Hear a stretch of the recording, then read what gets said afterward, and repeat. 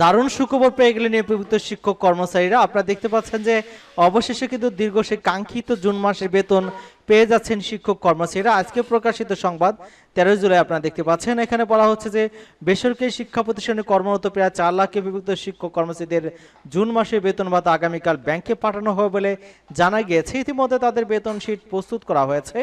রোববার মাধ্যমিক উচ্চ শিক্ষা অধিদপ্তরের এডুকেশন ম্যানেজমেন্ট ইনফরমেশন সিস্টেম ইএমএসএল এর এক কর্মকর্তা ডেইলি ক্যাম্পাসকে তথ্য নিশ্চিত করেছেন এবং ইএমএসএল এর কর্মকর্তা জানিয়েছেন যে দুই মন্ত্রণালয়ের অনুমোদন, chief accounts office, আইবাস, double plus software তথ্য আপডেট সহ নানা কারণে কিন্তু বেতন দিতে কিছুটা দেরি হয়ে গেল।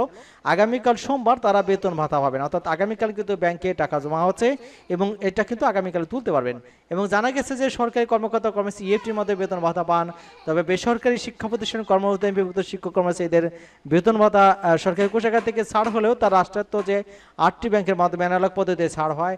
এই অর্থ তুলতে কিন্তু শিক্ষকদের নানা রকম ভোগান্তিতে পড়তে হতো। এর পরিপ্রেক্ষিতে থেকে গত বছরের 5 অক্টোবর শিক্ষক দিবসে ইএফটি বেসরকারি শিক্ষকদের বেতন ভাতা দেওয়ার ঘোষণা দেয় এবং শিক্ষা মন্ত্রণালয় এবং প্রাথমিক বেসরকারি এমপিভুক্ত স্কুল কলেজে 209 জন শিক্ষক কর্মচারীদের অক্টোবর মাসের ইএফটিতে ছাড় হয়।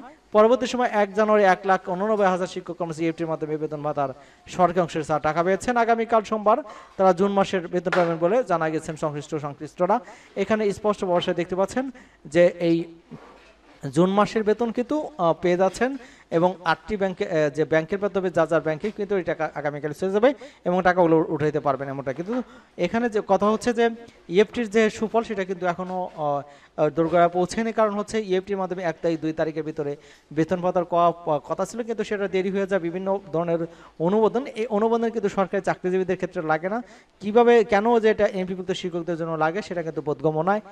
এই ব্যাপারে কিন্তু কাজ করতে হবে। তো আশা করি বুঝতে পারছেন। সকলকে ধন্যবাদ জানাচ্ছি এবং আমাদের চ্যানেলকে যারা এখনো সাবস্ক্রাইব করেননি চ্যানেলটি সাবস্ক্রাইব করে আমাদের সাথে থাকুন। ধন্যবাদ সকলকে।